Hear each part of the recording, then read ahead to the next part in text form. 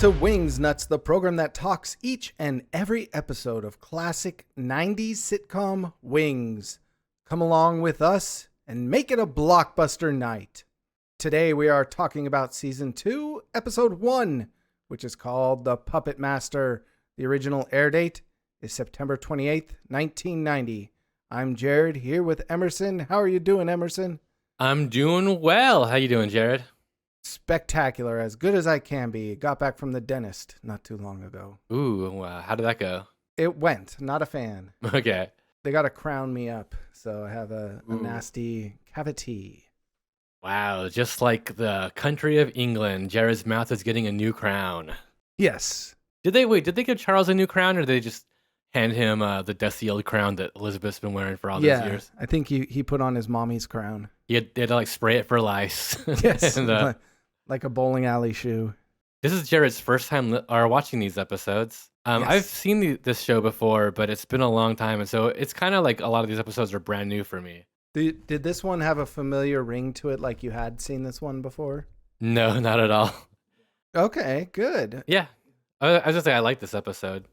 I did too, for sure. I found a lot of mirrors between this and episode 1 of the first season. They're both the only episode where we see that second tier of the stage, I believe. The upstairs, like the lockers area? Yeah. Okay. I feel like we didn't see that in any other episode. Yeah, maybe not. Yeah, because that's where Lowell throws down the luggage and he says, keep in mind the scratch already existed before. And before we get too far into it, we should say there is something special about this episode, and we'll run into this going forward. If you are watching Wings on streaming, you will not be able to find this episode on Peacock. The Peacock has plucked the lovely feather that is this episode. Or also Paramount Plus. Or else you definitely won't find any episode of Wings on Paramount Plus, but you might find the classic. Paramount Plus is the that's what I've been paying for. Oh. Wait, is this on Peacock? No, it's on Paramount Plus. Okay. I get those two confused. So understandably. Yeah. So you will not find this episode on Paramount Plus. Or on Amazon Prime. I searched to see if I could pay $3 for it, and it wasn't on there either. Hot tip to our listeners: if you want to watch the show before you listen to us talk about it, why don't you go ahead and give us an email at wingsnutsprogram@gmail.com. And we may just have a super secret way for you to view this episode before listening. Wink, wink, nudge, nudge. Say no more, say no more. I can also throw out that you could also just bing it real quick and maybe find it on Vimeo or Dailymotion. Yeah, Dailymotion. I saw a few episodes on there, and they one thing is I saw people mirror the screen to kind of get around the... Yeah, the quality isn't as good, for sure. So IMDb synopsis reads, trying to get Helen to change her policy about dating pilots, Brian hires an actor to pretend to be a pilot, but who shares the same interests that Helen has. It isn't long before they're dating, but things go awry when the guy really falls for Helen and she makes some decisions that will greatly affect her life. Directed by M. Night Shyamalan. Also known as Noam Pitlick. Is that really his name? That's the director of several of these episodes. Oh, okay, Noam yeah. Pitlick. Oh, yeah, okay. I think his name really is M. Night Shyamalan. Yeah, that'd be a great plot twist if he was Noam Pitlick. Yeah, absolutely. Writer of this episode, Philip Lezebnik. Not much to say about either. They've been with us for a couple episodes now. So should we start, as we usually do, with newspaper headlines? Yeah, let's do it. Headlines from the newspaper that shares the same date as the airing of this episode, September 28th, 1990. I wonder if you and I are going to start with the same one about the church elder who raped and murdered the 13-year-old girl. I actually didn't read this one. It's pretty awful. Basically, it's this guy. He's like a 52-year-old man in Kingston, I believe. Like the shitty detail that I found in the article, it said that he's like a church elder and that he's like a local guy, and voices in his head told him to like attack this girl, and he tortured her, ended up killing her, and then before he was caught, apparently he like led the congregation in a prayer to help find her safely, and that just feels extra gross. But he was indicted, he was found guilty, and he was put in prison, and he died in prison in the year 2000 of our Lord. Praise Jesus. Amen. Has there been a Netflix miniseries about him yet?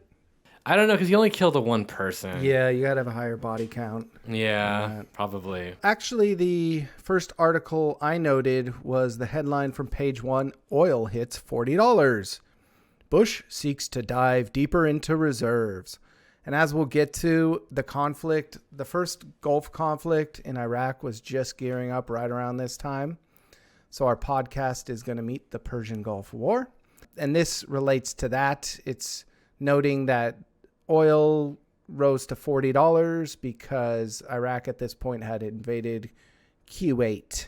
And Saddam Hussein was threatening to blow up Saudi oil fields if UN sanctions on Iraq had a negative impact on their economy. And I just noted that a barrel of oil today is $85. And I'm sure we'd be ecstatic if it was back down to $40 today. In terms of inflation, I think that's like actually slower than the rest of the economy. No fooling. Yeah. Well, I do know that we've been up to like $120 a barrel at certain points. So right now it's actually kind of low for us given the economy and everything. But so I found a pretty fun article on page 8 about an Israeli bank robber called Biker Bank. His name is Biker Bank? That's his nickname. It's a really quick article. Israel's bandit biker strikes again, but basically this guy, he would like go in and out of a bank within 40 seconds wearing like a motorcycle helmet, gloves. He like just kind of covered up. And what this guy would do, because this article is written and I followed up with it to find out what happened to him afterwards. And so they later learned that what he would do is he would walk in, demand money from the teller, fire one shot into the ceiling. At most, he never hurt anybody, never killed anybody. Fill up whatever, I think tuck the money into his waistband, tuck the gun into his waistband, exit the bank, get on his motorcycle, ride around like a couple corners, ride up a ramp, park the bike into the back of a truck, close up the truck, take off the helmet, take off the jacket, take off the gloves, close up the truck, walk back to the bank. And then when like the police inevitably were like, sir, this is like a crime scene. He'd go, my wife is going to kill me if I don't deposit this money. Walk into the bank, deposit the money that he had just stolen. What? This guy is kind of like a hero. That's bananas to think about, because hardly anyone ever makes a huge cash deposit like that. Yeah, I mean, I don't think he was making huge deposits. I think over the course of 25 robberies, yes, he only stole maybe like $400,000. Okay. So, which is still a pretty good amount of money, but like it's not like, crazy. And so I listened to a moth story that his son told about it, and like his son said that at the time, everybody in Israel was following these news stories and being like, wow, who is this guy? This like super cool, almost like Bonnie and Clyde, where women were like, we love you, Biker Bank, whatever. He's the coolest guy ever. And this kid was like also felt the same way. He was like, yeah, this guy's rad. And then one day, knock on the door, it's the police. And they're like, oh, yeah, we just arrested your dad, with motorcycle helmet, jacket and stuff. And, this kid was like, my like beer belly dad. I can't imagine that he, he's not this guy. And he like kind of goes on to tell in the story that his dad was kind of like a macho. Also, his dad was the son of like the wealthiest family in Israel. Yes. So he was like, he's part of like, comes from money. And he's like, the son says that his family sat him down. They're like, we need you to start taking over the business. He goes and he does all this, spends time in jail. And the kid kind of says like, in the end, it was kind of a good thing because he had this real kind of over machismo idea of how like men should be. And then I'm an adult now with like kids in Manhattan. And when my dad, who's still alive now and out of jail, when my dad walks in and sees like my son wearing a dress, it makes me kind of happy that like he wasn't there to like dissuade that. This sounds like the character Ryan Gosling played in Place Beyond the Pines. I never watched that. Yeah, in that movie, he robs banks, hops on a motorcycle, and drives it into the back of a truck. Okay. We'll have to investigate if there's some inspiration there for that. Maybe. That's a wild story. Yeah. Page 10, I noted the headline, Kuwait's Emir pleads before the UN.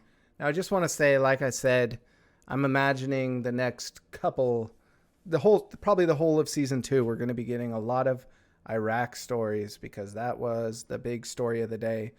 But regarding this, basically the deposed Emir Sheikh Jabbar Ahmad Jabbar Sabah, sorry, I probably pronounced most of that wrong, but he went before the UN to lament the invasion of Kuwait in Iraq and call for international action. There are a lot of other articles in this issue I won't get into, but they kind of relate to Saudi Arabia and Egypt and how the broader region is reacting to Iraq invading Kuwait. Interesting. I mean, we now know that the U.S. had either encouraged Saddam to invade or at the very least gave him assurances that, we wouldn't stand in his way. WikiLeaks has previously released materials related to meetings with Saddam and April Glaspie, who was the U.S. ambassador to Iraq at the time. And the U.S. and Bush himself, H.W. Bush, had supported Hussein in Iraq in like the Iran-Iraq war, for instance. And the events unfolding here in 1990 are kind of like that inflection point where that friendship between HW and Saddam has kind of turned sour. Yeah, I'd hate to be friends with H.W. Bush because he has no loyalty. Like just a few weeks ago, we talked about Panama and Noriega. Yeah, but I bet he's got all the coolest Nintendo games. No, I agree. Yeah, he's a total piece of shit. I don't want this to become an Persian Gulf War, Iraq War #1 podcast, but I imagine we're going to be getting like a lot of Iraq stuff. Well, I got something lighter on page 37. Mm-hmm. This is Ann Lander's Gem of the Day. Oh Lord, fill my mouth with worthwhile stuff and nudge. Sorry, let me start that again. Go on, Ann.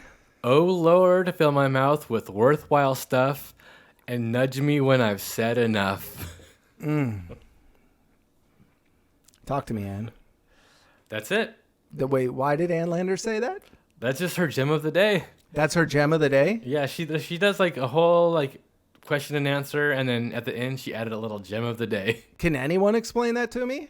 We'll try to get Ann Landers on the line next episode. Well, thanks, Ann, for that. Or maybe we'll see if she can call in at the end of the episode. Yes. Well, I found a little blurb on page 46. Ooh, okay, I think I know what this is. Is this the David Lynch one? Yes. Well, I beat you to the punch. But that's awesome. I love it. But they were actually quoting a interview from Time. I'll quote here. Lynch likes a cool kitchen. I don't allow cooking in my house. The smell of cooking. When you have drawings or even writings, the smell would go all over my work. So I eat things you don't have to light a fire for. Or else I order a pizza. The speed at which I eat it, it doesn't smell up the place too bad. So you found this too, right? I did, yeah. I thought it was delightful. I can never tire of hearing David Lynch's eating habit stories. 100%. Yeah. The previous page actually had a little article about it's a concert review of the MC Hammer concert. Yes, I did read that, yes. Quite the starry legions turned out to see rapper MC Hammer last night at the Centrum. New Kids on the Block were there. So was Celtics center Robert Parrish. And so was Red Sox pitcher Roger Clemens, who sat in a private box watching both the show and the TV set carrying his team's win over Detroit. And I recall, they actually didn't really enjoy the performance all that much in the article from my reading. They said there was too much downtime and that there was too much, filler. It just felt like they were trying to buy time. Yeah. So I also actually, on page 46, so I like this because it touches on two things that I think are interesting. As the Paramount didn't have enough trouble worrying whether or not the public would accept Francis Ford Coppola's Godfather 3 when it opens on Christmas. So we're in a pre-Godfather 3 era. They've now got a different problem. August Wilson, who sold the rights to his play Fences to the studios, is insisting on a black director. The playwright said he is seeking a director who would approach my work with the same amount of passion and measure of respect with which I approach it. The last time I looked, all those directors were black, Wilson told Spin magazine. And that movie took 16 years to come out. Yeah, that came out a few years ago. Directed by Denzel Washington. I thought it was a pretty good movie. I haven't seen it yet. I'll have to check that one out. I love anything with Denzel. It's cool. It feels like a play. Yeah, so the episode starts with Faye on the intercom talking about her roses. feel free to go and admire them. And if anybody messes with them, she's got a fungo bat that she'll chase them away with. And I had to do research to find out what the hell that is, because like, who outside of like a little league coach knows what a fungo bat is? Or was that more common knowledge back in the 90s? I mean, that's a thing that made me go, huh? A fungo bat is like a lighter, and I think like with a bigger diameter bat that coaches and they also say parents can use to hit grounders, so that like the little league players can practice fielding. Yeah, I had to do an image search to see what the hell that is. And they bring it up later in the show too. The guest star notes that he was being chased by an old lady with a fungo bat. Yeah, and both times when I first heard it, because not being on Paramount Plus, I lost subtitles. And so I had to I found a transcript of the whole episode, and then was able to find what she says exactly. And I was like, oh, fungo bat. Because that's the thing about me, I do not have very good hearing. That's awesome. You found a transcript. Yeah. Almost immediately, Brian runs in the airport to kind of heckle and pester Helen for a date. And what kind of tie is he wearing in this one? Brian's tie report. This was not he had 3 ties. I counted 3 ties. Yeah, I wrote that down too. 3 ties. And I also noticed that they've gotten wider since last season. I feel like. Good. They were all kind of wide, and the first tie wasn't the most interesting, I would say. I love the third tie the most, but that first tie is kind of like diagonal lines, but then like a snaky kind of line going up through it. Then later on, he has a kind of a tie with huge polka dots on it, and then smaller polka dots as well. We probably have the same favorite tie from this episode. Has a clear tie winner. 1, 2, 3, Wisconsin.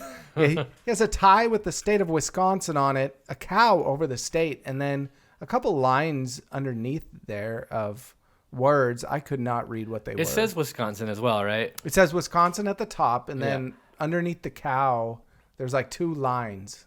I couldn't tell what they were. Were you able to make those words out at all? I wasn't. You know what? We should fire up the DVD a little bit later and see if Yes. we can find it. Yeah, we'll report back. But anyway, he hits on Helen. Helen, of course, is like, I don't date pilots, blah, blah, blah. They have some pretty funny banter. I think they're arrogant or whatever, and they think they're part of some special club, and he's like, well, can you fly a plane? Yes. Oh, and during this whole scene, Helen is cooking. She's got like a saucepan. I was trying to figure out if she's like making gravy or some kind of stew, or maybe like something sweet. I saw her chopping a bit too. Yeah, so maybe she's making like a gravy stew, or maybe it's just the actor. What about soup? Maybe. It could be soup, yeah. People like having soup at lunch. Yeah. It is like a smaller saucepan, though. That's why I don't think it's soup, because I think soup would be like in a bigger cauldron. But what she even have a goddamn kitchen for if she's out just making soup on the counter? Yeah, good point. And then we see Joe, and Joe is reading a newspaper. And you guys, this is a real Nantucket newspaper. Really? It's called... I didn't know that. It's called the Inquirer and Mirror. It is a Nantucket weekly. I found archives with all the news, or with every like weekly issue going back, and so I started September of 1990 to see if it would match. I had to go back a full year before I found the issue that Joe was reading, and I lined it up because you can see like a tent. Yes. You found the exact issue? I found the exact issue, and I think I found the article that Joe is reading. Let me read you the headline. What's Joe reading? Page 6A. Lights, camera, action. Film crew to come to Nantucket. By Hobson Woodward, staff writer. It's official. It'll be lights, camera, action on the island in a couple of weeks when Hollywood comes to town to film opening shots for a new television series pilot. The selectmen and the airport commission gave the go-ahead Wednesday for Paramount Pictures to come to the island sometime this month for 2 or 3 days of day and night filming for a pilot for a proposed NBC TV series called Wings. No shit. Joe's reading an article about the show that he's on. Whoa. That's some like Land O'Lakes butter nesting doll. Yes. We are officially meta. I'm flabbergasted also that you just found this newspaper. I mean, I think we would be derelict in our duties if we don't start culling articles out of this newspaper too. Do you think that's possible? Absolutely. In fact, I did. if I had found it last year, I would have, or I would have done this work then. But I'm gonna pull up a few. I think I wrote down. Okay, give me 1 second. So this is April 19, 1990. This would have been the day. I think the day of the pilot, the day that the pilot aired. I'm pretty sure. Okay. I think that's why I looked it up. One of the front page articles: endangered owls see habitat falling prey to development. What? Isn't that wild? So like Yeah. later in the season, when they wrote that episode where Faye's protecting the owls, and then Lowell runs over them, I wonder how like the locals felt about that. Yeah, this so it like really related to a matter of local interest. Yeah, 100%. Okay, this article made me laugh. James Blair on computer buzzwords. Hit it, James. When you hear people talking about computers, do you feel intimidated or confused because they use a lot of strange words? Well, those buzzwords make computers seem more complex than they actually are. Exotic, high-tech terms like RAM or ROM really have simple meanings. For example, RAM stands for random access memory. Then he goes on to say the Daft Punk album? Yeah. He goes on to say that RAM stands for random. Oh yeah, read-only memory. A program is the application used to do a given type of task. He says that in the year of our Lord 2022, Elon Musk will buy Twitter and make it a lot better in some ways Come versus on. others. I'm just You're kidding. getting me got my goat there. But I thought that was funny. But also, I mean, it's also appropriate for the time. Like, Yes. this is, people do not really know. I wouldn't have known that. Yeah. I would have read the article and been like, oh, cool. Wow. The last one I wanted to grab was, so this is an article, airport crew it was based on gives thumbs up to wings. Okay. And it's an article basically about like various staff and crew that worked at the Nantucket Island. Do you remember what it's called? Tom Memorial. Fields. Well, no, because Tom Never Fields is like Oh. is a fictional. It's called like Nantucket Memorial Airport, I think. Okay. And they all piled into the airport bar, and watched it. They had to kick out a bunch of people watching the hockey playoffs and Okay. send them off to like a local bar. But they all watched it, and they said, yeah, it doesn't really look like the airport, but it catches the feel. Yes. One guy didn't really like it, but he's like, but then again, Cheers started slow, so maybe this one will eventually get there. And also, let me see if I can. I'll have my laptop over to you. There's a picture. Here. There's Nantucket wow. Airlines, and then also, I mean, they're pretty bad pictures, but the one on the right is like the bar that I think maybe Okay. Helen's counter was based on.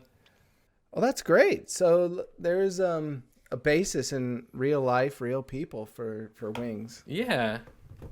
We promise we'll start checking out contemporaneous articles from what's it called, the Nantucket Observer Mirror or something.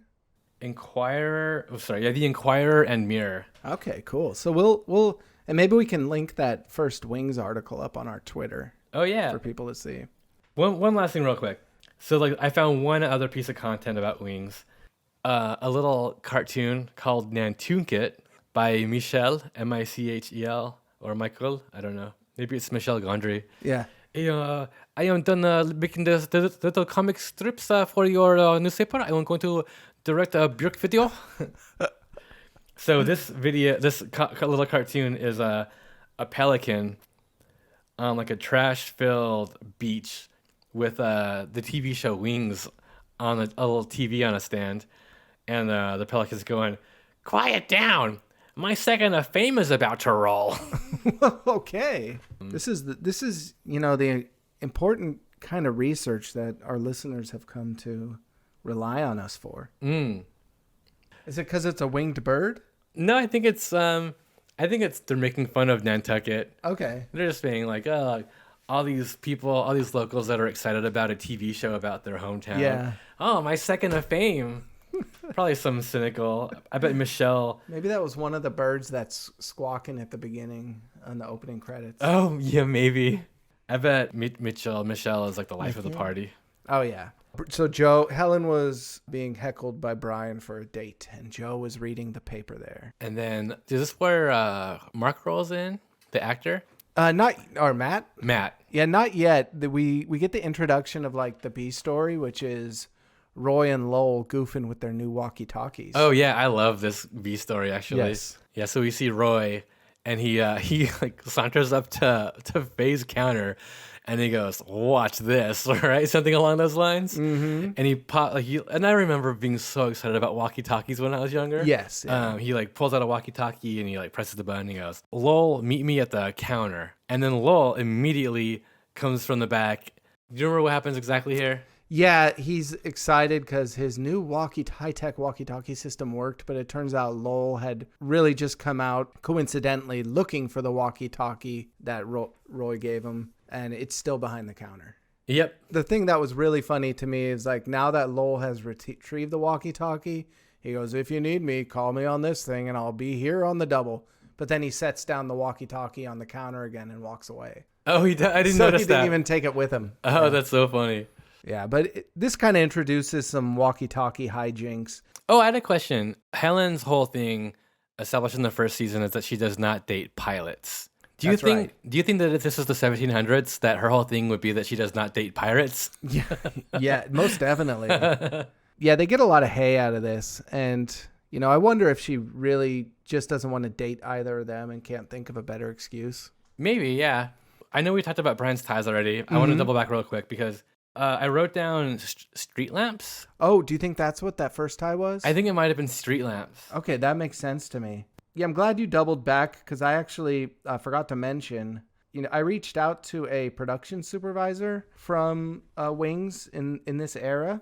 Her name is Deborah Beebe. Mm-hmm. Sorry if I'm pronouncing your name wrong, but I asked her, like, we're super interested in Brian's ties. Do you have any context or information about, like, where did you get these ties, that sort of thing? And she responded back to me. She said, Brian's ties were, for the most part, vintage 1940s. We rented from costume houses or purchased from vintage shops. It was similar for a lot of Faye's brooches, vintage silver and fun designs. Wings was a fun show to work on. And then she sent me a hands in prayer emoji. That's so cool. That doesn't surprise me because I think you and I have both done some Google, eBay searching trying to find some of these ties and hopefully acquire some, but I have not been able to find any. Yeah, they're difficult to find. I especially was trying to find that Wisconsin tie because, I wanted to see what it said underneath the state. Oh my God, I would love to sport a Wisconsin tie. Yeah. Yeah. Continuing on, it's set up now. Brian is going to hire an actor named Matt to play Helen's dream guy. And he'll be, everything that Helen could want in a man, her Kermit the Frog, but he will turn out to be a pilot. Yeah, the idea is that it will then force Helen to question her rigidity in that philosophy or in that, I don't know if philosophy is the right word, but basically question herself and maybe bend and sleep with Brian. Yeah, it sets up a Three's Company-esque type of plot where there's it's a unique plot. They haven't really used a plot like this in this show where some people have some information, others don't, and it's just, I would call them hijinks. There's a lot of hijinks in this episode. I also wrote a paragraph about this that you can edit to make me sound really stupid if you want to. Great. This is a pretty fun episode. 2 + 2 = 11. I'm smart. Okay. So I wrote, this is a pretty fun episode. It's also weird to hear Brian's philosophy of wanting women to either love him or hate him, but not the in-between of friendship. And he says, this bizarre middle ground of adult, mature friendship just makes my skin crawl. Mm-hmm. And I was wondering, is this reflective of the time? Like when Harry met Sally, at the root of the movie, that it's not possible for men and women to be friends without sleeping with each other eventually. I don't know. It's like this ridiculous idea that maybe Brian truly views women as objects. Yes, yeah. And is he only interested in interacting with them as either sexual objects or like different ways to kind of like build up his like sexual ego? Mm-hmm. I mean, it's kind of a chauvinistic take and like kind of like a masculine type view for sure. And I also wrote that it kind of plays into Jarred's philosophy about the brothers having a secret gay thing. Yes. Like, not that gay men hate women, but maybe Brian looks to men for deeper relationships. Yeah, like he can only, like you said, women are sexual, romantic objects, and he can really only have friendship through men. Yeah. Yeah, it's definitely rubs of toxic masculinity that Helen's in this liminal space where she can't make sense to him because she's a friend, but she's not She looks like one of them girls in the middle of the magazine. Yes, exactly. Well, if I'm supposed to be friends with you, what can we talk about? Magazine folks? This first interaction where he's kind of letting Joe in on his nefarious plot. Mm-hmm. They're up on that second tier of the stage, up where the lockers are. He's kind of doing a bit of business of playing the puppet master. And he's kind of using his hands to pretend he's puppeteering Matt and Helen. Which I thought was actually pretty funny. Yeah. And I like that stage picture a lot. Like, yeah. It's like, honestly, the most wide shot I think you ever see in the show. Mm-hmm. Especially of that stage where it's like, yeah, they're up on top and he's doing the whole Geppetto thing. You hear, when he talks about who Matt is. Yes. He's like giving his like acting credentials, and he like mentions two things that Joe doesn't know. Then he's like, he's in a milk of magnesia ad. Yes. Joe goes, oh, very convincing discomfort. Yes. I like that line a lot. Yeah. Matt is played by Craigbierko, which I would say is a kind of a household name. People know who Craigbierko is, right? I don't know who that is. Well, he's definitely an actor I'm familiar with. He has a lot of illustrious titles, still a working actor. Because all the listeners probably are familiar with him, I really only noted him here for two of his credits that are of particular interest to me. Wings Puppet Master Act 1 and Wings Puppet Master Act 2. No. No, he was in the ill-fated American remake of Red Dwarf, which also featured Jane Leeves from Frasier. Are you a Red Dwarf guy? Nope. Oh. I mean, I kind of look like a red dwarf. No, it's a sci-fi series, but a great British BBC sci-fi series, and they did an American remake. You can find it on YouTube. And folks, if you want to see my resemblance to a red dwarf, look me up on Instagram, Emerson Really Really. I am a redheaded man who is kind of short, so I think it works. I think it was right. You guys. Once you guys look at me up, you'll be slapping your knee. Emerson's the true American remake of Red Dwarf. I'm also single, ladies, so just keep that in mind. You know, I'm not interested in friendship. Not that. Sorry. That icky nether region. Yeah. Coincidentally, he acted again with Steven Weber in the Larry David film Sour Grapes. Yeah. And, that movie has a bad reputation, but I'd say I enjoyed it. It's not as bad as everyone said. Like bad reputation and just like panned, or does it have problematic, or what's that word? It was critically panned, bombed. I mean, I think it had a very short run in the theaters, a very limited, bombed, and it's not well liked. And even in Curb Your Enthusiasm, Larry David makes jokes about it. Okay, but it's not like it has like, it's, like how some old movies just don't age well. It's not like one of those situations, is it? If anything, it's probably too pedestrian for fans of Seinfeld and Curb Your Enthusiasm. Okay. So during this scene when we meet Matt, he's humming a Schubert Yeah. song, and Helen like catches it. She's like, I'm humming some Schubert, and he's like, oh, like, yeah, this is my favorite something or other, and she's like immediately interested. This is a handsome man, so she's like, wow, all right, like, look at this guy at my counter. He's talking about he's visiting the island to like work on his summer home. He's painting. She's like, oh, what are you painting? He's like, I'm painting the deck because on my summer home. Mm-hmm. Is this when we cut to Joe and Brian up in the rafters? Yes, doing the puppet master. In the background, we hear Helen say, finally, somebody that doesn't like sushi. Did she say that for real? Yeah. I missed that line. Is Helen just like culinarily kaput? Yeah, like okay, she hates tofu she hates she hates sushi? Also later, she hates cappuccino. Do you think she's food racist?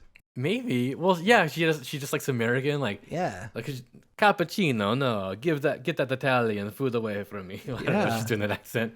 And is she like the most uninteresting character ever, or do these things make her more interesting? Maybe they do. Does this make her more endearing to like Midwest hairy bellies drinking Bud Light and the recliners chuckling, going, hell yes, I hate that French shit too. Also, all coffee mostly, but especially cappuccinos. Apologies to the Midwestern listeners. I just lost all one of you. Yeah.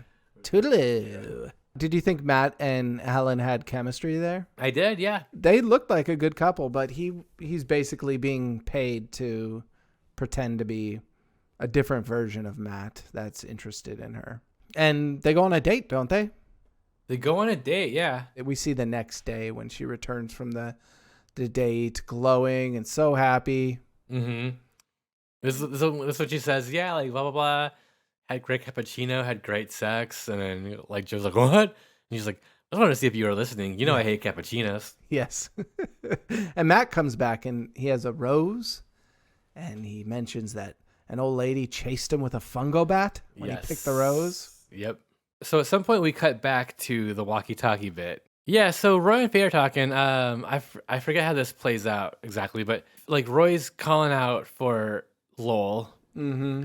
And he goes, I can't talk now, Faye. I got Lowell on the line. And then Lowell's like, Roy, can I talk to Faye? Because he wants a shrimp scampi recipe from Faye. Yes. And she says, you take a pound of shrimp, shelled and Devane.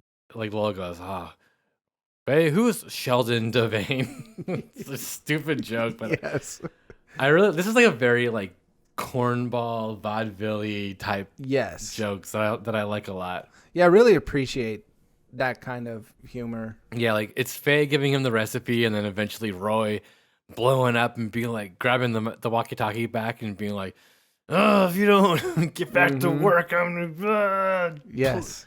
Bluto and Brutus mixed together." Then what happens? Lowell goes like, "Faye, are you still there?" And he starts whispering Over a walkie-talkie. This is just kind of adorable. It's like just a really cute, funny scene, like where it's like Lowell's like scared that Roy's mad at him. Yeah.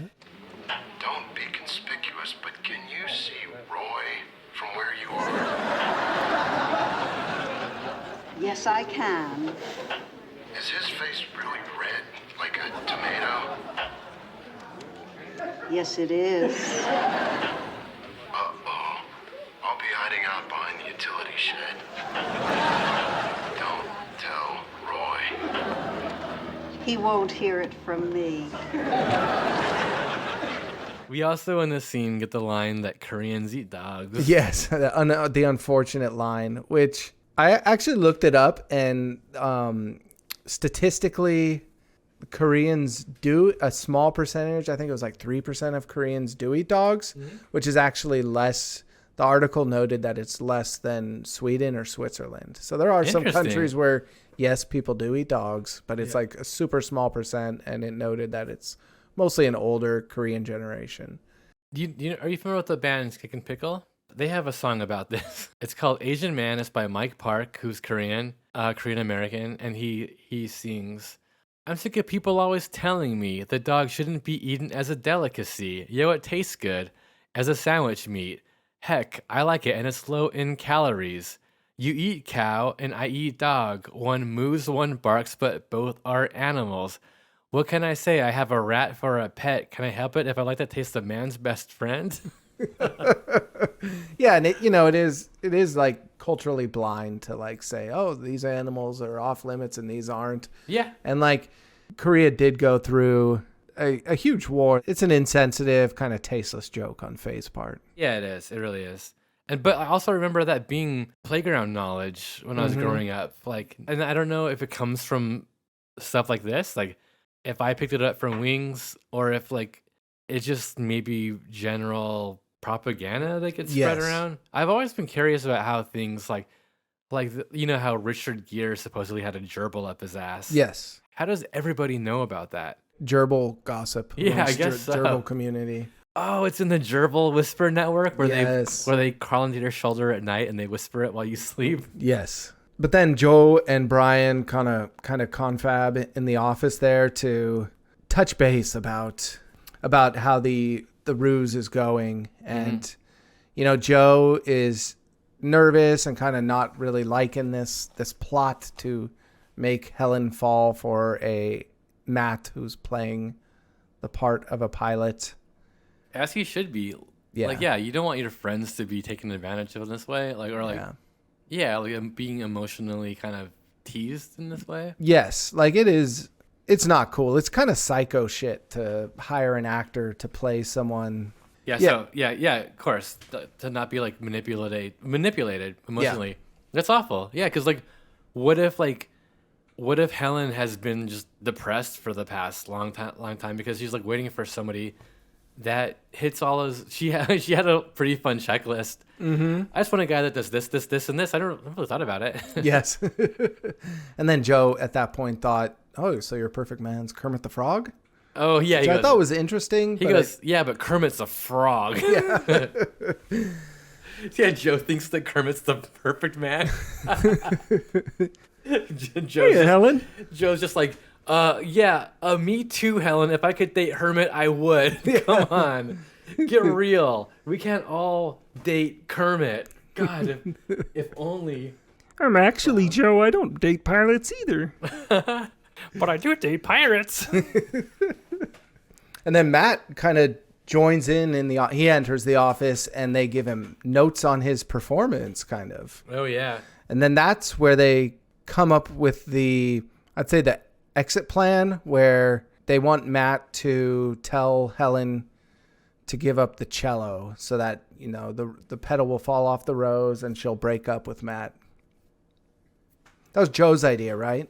Yes. Is it the following scene where Faye comes through looking for her compact? Yes. And Brian and Joe are sitting at a table in the foreground using the compact to spy on Matt and Helen. Yeah. And they go, not now, Faye, we're spying. We're using the compact to spy. She goes, oh, how rude of me, or something like that. It immediately follows where they are spying on Helen and Matt at the moment where he is sort of telling her to give up the cello for him. So she storms out into the back room, and then she comes back out with the cello, and she smashes it on the counter. Yeah. Much to the surprise and shock of Joe and Brian. And me too. I was like, what? Yeah. I thought she loved the cello. Matt proposes to her, right? Mm-hmm. So yeah. Joe and Brian enter the fray, and then Matt takes it a step further. We learn that Helen was smashed the cello because she agrees to go along with the plan and give up the cello for Matt. Yeah. And they get engaged right then and there. Yeah. And then is this where they reveal to her that he's an actor? And she says, I already know that. He told me. Yeah. I'm in love with him. Yes, she does not.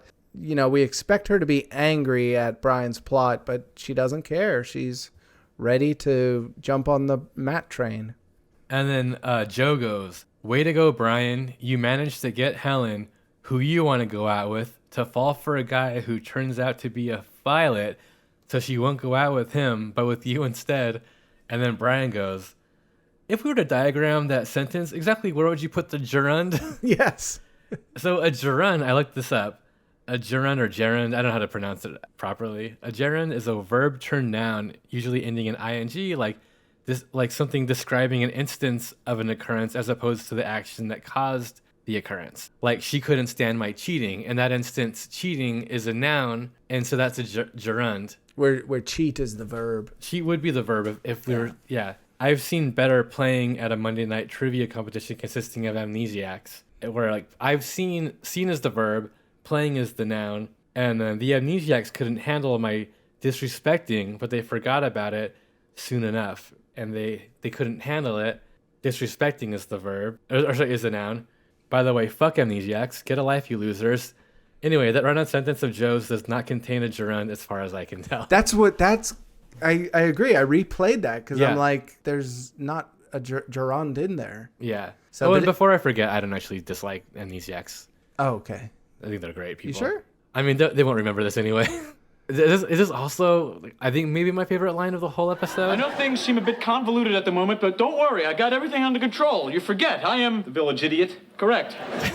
His delivery is so funny in that. Correct. Yeah, that's the kind of joke that isn't that funny on the page, but the way the interplay between the actors sells it. I'm fully on board with Steven Weber. I think Steven Weber is the funniest part of the show. I agree. I think everybody's funny, but that was the happiest discovery so far of our Wings journey, is that I really dig Steven Weber. Even playing a character with deplorable traits, yes, he is delightful and has a certain kind of charisma to him. I don't know if Tim Daly as Brian would have been as charming and likable. I think he would have he is a handsome, nice guy, but I think Brian's got that extra kind of little bit more human, goofy flawed. Yes. Like, he's great. So after Brian drops the bombshell that this was an actor he hired and Helen doesn't care, what does Joe do? Joe confesses that he's loved Helen all along. Yeah. And then she confesses that she's loved him back. And they get a big time smooch on the show. This is their first smooch on the show, right? Big ol' smooch. Yeah. They are locking lips, going deep. And then Matt, the actor, comes out with a gun. He freaking pulls a gun out. Yeah. Chekhov didn't even prepare us. Yeah. He just pulled the gun Totally out of the nowhere. blue. Yeah. So he is ready to kill a Hackett over his love for Helen. Yeah. As a single man, he just couldn't hack it. Yes. I don't know. Sorry. This is why I'm not a writer for Wings. Joe and Matt kind of wrestle their way into the back kitchen area. We hear a conflict, and then the gun goes off. Joe runs out of there, horrified, and we think he's just shot and probably killed Matt.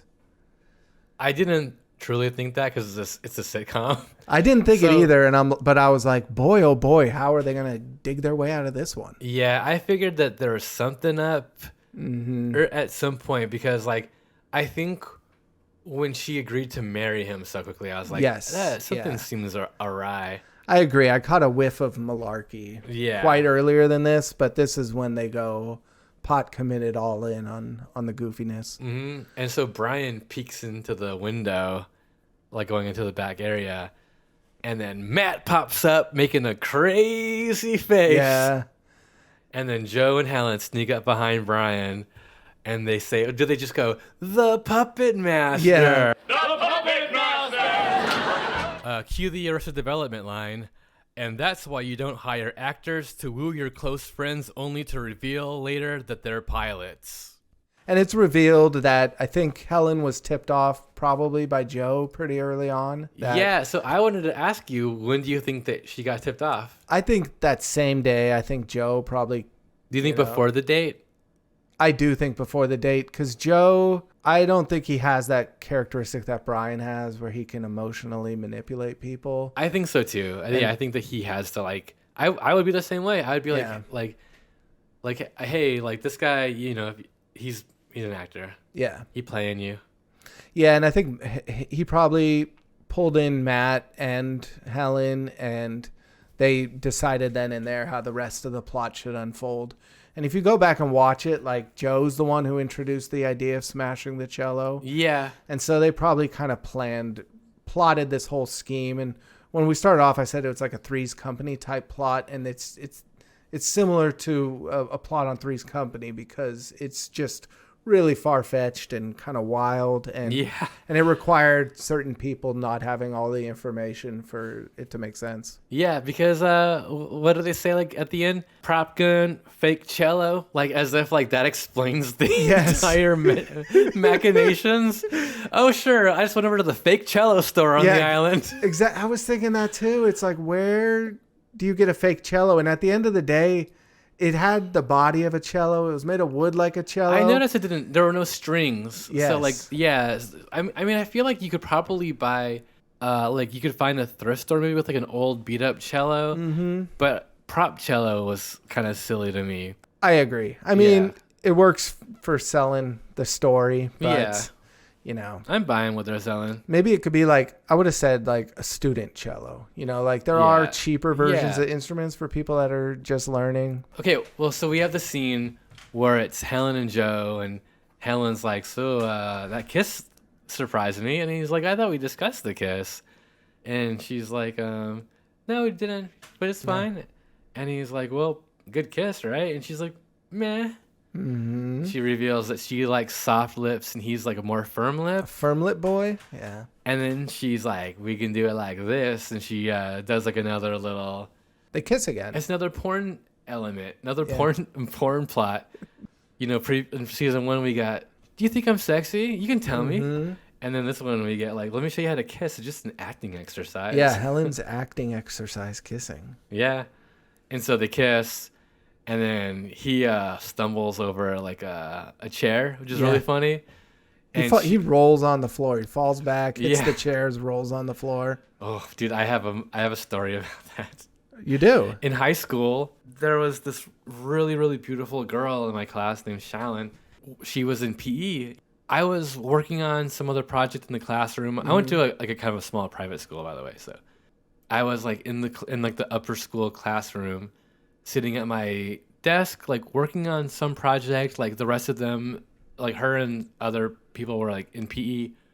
And she came back, like, so I'm alone in this classroom. She pops in, and this girl I think I've always thought was just gorgeous. But like she and I aren't like talking to each other, but she pops back in, she sees me sitting there, and she goes, "Oh, hi, Emerson," wearing like this like white PE shirt and these little shorts and stuff. And I was like, when she said that, I was like in the process of like sitting back down with like a dictionary, and I was like, "Oh, hi, Shalyn," and I totally fumbled with the chair and fell. Like the chair fell over and I fell to the floor. And I quietly just got back up and sat down. And I think she kind of like laughed a little, and she probably thought it was kind of cute or something. And then she just went on her way? Mm-hmm. And what did you guys go on a date after that? Or? No. No, not at all. Okay. No. But so you had empathy for Joe and his post-kiss kind of. Yeah. As a very socially awkward man, I can relate to like not knowing how to like react to like kind of strong emotional moments or something like that. I don't know if that's the right word. And then Helen keeps her cool, which is kind of great. And then as soon as Joe leaves, she like dumps a cup of ice down her shirt. Yeah. That was also really funny. So the audience is keyed in, like, hey, they have, again, where the flame is ignited of their unrequited love for one another. Oh, shit. You know what? Also, no former fat jokes. Yeah, no former fat mentions. This is the second episode and the second episode in a row where we have no Helen used to be fat jokes. I wonder if like they kind of just shy away from that. I hope they do. I hope they just kind of pretend that it never existed. Yeah, 'cause I would love if like we just go the rest of the series without never ever hearing about that again. Me too. Like, put that one to bed. Yeah. We kind of glossed over while this is going on, just before Joe and Helen had that kiss. Lowell called Roy on the walkie-talkie to reveal that his head was caught between the bars of a fence. All are like the iron bars. The iron bars, like He that episode goes, of Leave It to Beaver. Doesn't he say something like, "Hey Roy, you know how I've always wondered if my head could fit between two iron bars?" He's like, "Well, it turns out I could, but either my head swole or my ears don't bend the other way." And so he's like stuck. Poor guy. And we also, because earlier when Matt brings Helen the flower, he mentions the fungo bat that he got chased with, so we know that Faye chased him with the fungo bat. And then he also mentions that there was some weird guy singing Moon River into a walkie-talkie. Yeah. So we established already that Lowell is a fan of Henry Mancini's Moon River. Is that Love Story? Or is that Breakfast at Tiffany's? Yeah, I know it from Breakfast at Tiffany's. So yeah, Lowell asks for Roy to come rescue him because his head is stuck between the bars. And then after Helen pours the ice down her shirt, we're left in like a dark airport, and we just hear Lowell. And I love the reveal that he sees Roy. He's like, "Hey Roy, I just saw a car that drove past that looks just like yours." It's like a purple El Camino or something. Who would have thought that there were two purple El Caminos on Nantucket Island?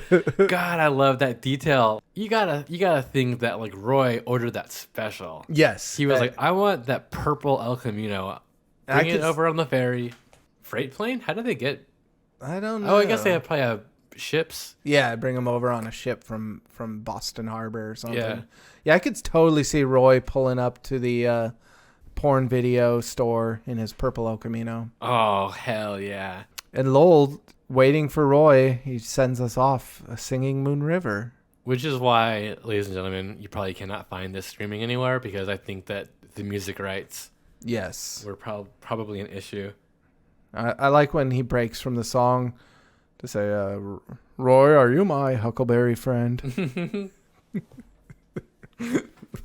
And that's the episode of Wings. Yeah. So did you have any follow-up thoughts? Like, I think that I went through all my notes basically. Yeah, for Lowell, I didn't really get any, he had a lot of funny business in this, but I didn't get any traits or characteristics that were like things about him. So I didn't add anything to our spreadsheet of Lowellisms this episode. Maybe his ponderance on whether or not his head fits Yes. between objects could be something. He's always wondered that. We also, I mean, I love learning that. I wonder if we should do like a subsequent one about Roy. Mm-hmm. We know that he likes to spend time behind the curtain at the video store. Yeah. He drives a purple El Camino. Yeah. We have not learned whether or not he's got like I'm guessing he's a single man. I probably. Because I don't think they would have made those like remarks about him renting his dates at the videos, or he would have made that remark himself. Yeah. Yeah, him and Faye, we're learning, are both kind of eccentric personalities as well. Mm-hmm. I was trying to figure out if Lowell specifically works for Roy, or if Lowell is kind of like more like a general maintenance guy for the whole airport. I think he works for the airport, and I guess anyone can just call him up when they need something. But what does he do when there's a conflict between, Sandpiper Air needs this and Roy's Aeromass needs that. I guess that's probably why Roy got him the walkie-talkie, so he can kind of have him immediately there at his fingertips. I've been filming events with my buddy Sean for like years and years and years. God, like 24 years now, I think. Wow. Starting with like football games, high school football games. Oh my God! By the way, like people make fun of Angelinos for like wrapping up too much when it gets cold, because it doesn't truly we don't get snow here. Yes, but it gets this like kind of biting cold that gets under your skin, and so I'm not gonna say that I can truly defend how cold it is, but I will say that I've never been colder in Los Angeles than up 30-40 feet on like a cherry picker or scissor lift at a high school football game. Like up in like Santa Clarita or something, just like a November night, I was like in a long sleeve shirt under a hoodie with a beanie on, and just like had the hood over the beanie, and the the little strings inside the hood pulled tight. I was still just shivering. It gets so cold at those games. Anyway, the reason why I mentioned that is that at some point Sean picked up like walkie-talkies that we could communicate to each other with, like during like we shot some bigger events, and it's really fun. Mm-hmm. Like to have somebody in your ear going like, all right, so hold wide, I'm going to zoom in right now. All right, I'm zoomed in, I'm ready, so feel free to move. Mm-hmm. Like having that kind of constant communication. Yes, feels fun, kind of funny, professional. Yes, and that's what it felt like with Roy. I agree. And like, do you remember Nextel phones?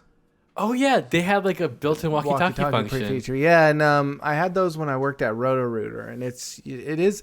I'm really surprised that another cell phone manufacturer hasn't come out with something, because it is kind of a kick to chirp in and that sound of the bloop, bloop. Yeah, I remember that. Bloop.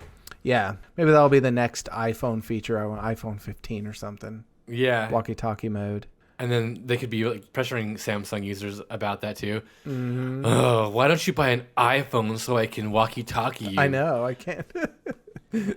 As an Android user, I get harassed a lot by people. Oh yeah. About getting an iPhone, because if you try to text me a video from your iPhone, it gets downsized. iPhone users are convinced that like Android phones can't receive certain messages. Yes. And so I don't know. There might be some truth to it, but I'm also convinced that Apple's creating these problems because it's a way for them to get their users to like sell phones for them. It's true. Yeah, you're gonna pressure, like my sister is pressuring me to like have an iPhone so I can, and like I love seeing videos of like my nieces and nephews, so I do kind of miss that. But she could just send it to me through something other, like Google Drive or something. Yeah, a different app. Apple has created an army of Justin Longs out there giving us smarmy. Oh, but have you seen Justin Long's recent commercials? No, I'm just thinking back to the Mac versus PC. Yeah, Jarred. He's doing commercials for PC now. You're lying. I am to not me. lying. It's just like the Verizon guy. The Verizon guy who flipped to Sprint or something. Yeah. Yeah. Yeah. Can you hear me now? He's Okay. like doing it for and so I actually had this thought recently. I mean, sorry, I'll try to reserve this pretty quickly because we should probably be ending the episode soon. But do you think that like future commercial contracts will have to have like almost like lifetime things built in? Because like what if Flo started doing commercials for Geico? Yes. And what if the Aflac duck? Yeah, So- you're right. It used to be uncool if a celebrity did an advertisement. Now it's whatever. But I think the only thing less cool than that is someone flipping and, being a disloyal person. I'm all for it. I say fucking go for it. Yeah. It's also so funny because like I want my phone to receive calls and text messages and to listen to podcasts. Yes. Beyond that, I don't really care. Yeah. If I'm looking at like $1,000 phone and it's got all these features on it, those features will excite me for like that one moment where I'm looking at the features. Beyond that, I'm like, this thing's just sitting in my pocket playing Wings Nuts Yes. on my podcast app, and that's it. Slowly giving you testicular cancer. So what do you want to rate this guy? I will say in terms of the machinations of the plot, I don't love the kind of that hijinks kind of plot. Yeah. It's not my favorite kind of plot, but I'm still going to go with 3 stripes because there were some really humorous high moments, and I appreciate the lack of Helen used to be fat jokes. There were some ugh moments. The Koreans eat dog is definitely one, but Yeah, and Brian like cannot be friends with women apparently. yes, yeah. So there was those icky bits, but this feels like a 3-striper to me. I'm gonna even go beyond you. I'm probably gonna do three Captain Stripes and 1 wing. 1 way, excellent. Yeah. That's like 3.25, I think. Cool. Because I thought this episode was really funny. I think that like the walkie-talkie bit is really fun, and I love Lowell whispering to Faye. I love him just somehow assuming that Roy left the walkie-talkie with Faye. Yes. Faye, are you still there? As funny as Lowell always is, something about like he's just as funny, if not a little more funny, when you just hear his voice. Mm-hmm. I loved hearing him sing. Without him being a physical presence for most of the show, Lowell still loomed large and brought many moments of hilarity. And I thought that the twist in the plot line made it really fun. That it's Brian playing this puppet master, and then there's the first twist where Helen knows that he's acting, and then the second twist where they're all playing a prank on Brian. I thought that was all really, really fun. More twists than a Noam Pitlick movie. The picked sense. Yes. The Pitlick sense. I thought they did a great job also of like kind of hitting every beat twice. Like we see the fun go back, come back later. The Moon River is introduced and comes back later. Mm-hmm. I might give it an extra wing if we didn't end the episode with Lowell's head trapped. Yes. Because I did the episode and I was like, poor Lowell. They should have just silently cut to him the next morning, the sun rising, and he's just like Jack Nicholson in The Shining at the end, with his head between the bars. He just froze to death in the cold Nantucket air. With ghosts of owls pecking out his eyes. Yes. The Revenge of the Owls. Yeah. Yeah, we talked about season 2, episode 1 of Wings. And did we mention Wings has now moved to Friday nights? Oh, we didn't know. Yeah, so just to note, we were on a Thursday night, must-see TV, but now Wings for season 2 kicks off on Friday nights following Night Court. Ooh, and I did want to say that because Wings got moved to Friday night, the issue of the Boston Globe that we're looking at is actually like a shorter version. Yes. Well, that does it for Wings Nuts this week. We'll be back next week with episode 2 of season 2, The Story of Joe. available on Peacock? Yeah, Paramount Plus. Paramount Plus. Okay. Yes, yeah. But that's it for us. You can find us now on Twitter and Instagram. We'd like to thank EJ Fojas for our theme music. Emerson, thank you so much for sitting down to talk about Wings with me. Yeah, thank you, Blockbuster, for making this a special night. Mm-hmm. And thank you, Jarred, for co-hosting. Hosting. Of course. And we will see you next week. Bye-bye. Bye. Bye.